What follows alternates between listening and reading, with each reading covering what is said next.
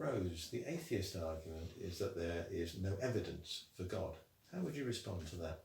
My own existence, the from a scientific point of view, the odds against me existing or you existing are vanishingly small, but I'm here.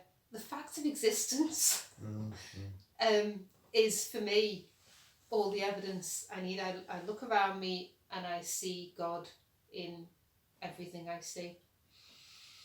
Well, the atheist might say, well, that's all very interesting, and I appreciate that there are millions and millions of other people who share that sort of point of view, but for a view to be truly authoritative, it needs to be objective.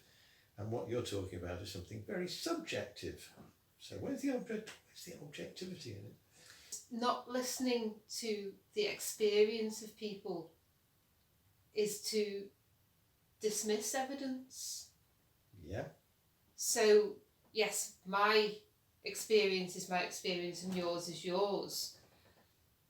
But we can find common ground in sharing that experience. And the more people we talk to, whether or not they profess a faith or not, whether or not they profess the same faith that we profess, we will find people with whom we have common experience. I have a friend who's an atheist, and he and I actually share a sense of wonder about the world, which might be very similar to what you're talking about. But that sense of wonder for him is a load of molecules and atoms and stuff colliding in his head to give him a sense of wonder, and a load of molecules and bits and pieces and photons colliding out there to create the phenomena which give him a sense of wonder.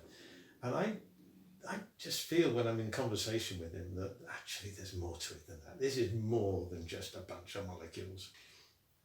The ova that my children were formed in my ovaries when I was a 4-month-old fetus. So the first bit of my children formed before my mother was even aware, almost before my mother was aware of my existence. And similarly, my grandson, the first bit of my grandson formed before I was barely aware of my daughter's existence.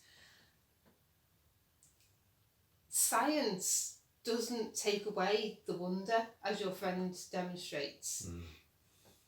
It gives us ways of explaining. We're talking here about authority, and science clearly has huge authority when it talks about many things, the things we've been talking about. And when it opens up those things, my word, our sense of wonder just, what a time to be alive. Yes. And find out all these things about the quantum world, about the galaxies and so on. But all of those are things which are verifiable, measurable, repeatable. You can do experiments. But there's another world of phenomena, of one-off events, which science can't measure or hasn't measured. Sometimes the measuring instruments are there at the right time for a one-off event, but mostly not. And many of those are the events which are events of our personal faith journey or somebody else's faith journey, the events in the Bible and so on. And science, it seems to me, can say very little about those one-off events because it's not geared up to record, to measure. And of course we, from our perspective of faith, see God's hand in these one-off events. You make of them what you will. Some atheists, I'm afraid, just dismiss them out of hand. It's a one-off event, it's psychological, mass hypnosis, or it never happened, or it's down to the editor of the Bible and all of that. And I'm afraid I can't do that. I think the God of this universe has deliberately created conditions in which they hide and only emerge into our world in a periodic, irregular way, which still leaves us free. It's as if we're dolphins in the sea, swimming around, and we find lots and lots of predictable things. Tuna fish behaving that way, sharks behaving that way, and every now and then something from the world up above, the bigger, vaster world of the air above, drops into our world. and we make some sort of sense of it with only our very, very partial understanding.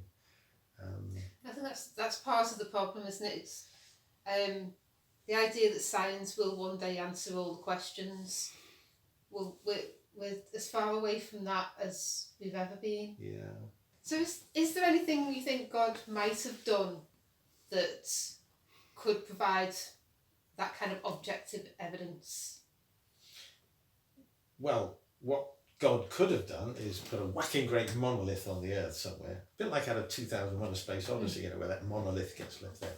Something impervious to our science, you know, it's about a mile high, and on it is written, "I am God and you had better do things my way." And obviously it would have been impossible to ignore. It would have stated, you know, this enormous truth that God was there, but it would have taken away our freedom. And God appears to have this thing about freedom. There's evidence everywhere for those with eyes to see. I mean, that phrase is in the Bible. I think Jesus uses it. You know, do we have eyes to see? Do we have ears to hear? And the freedom is there, to see or not to see.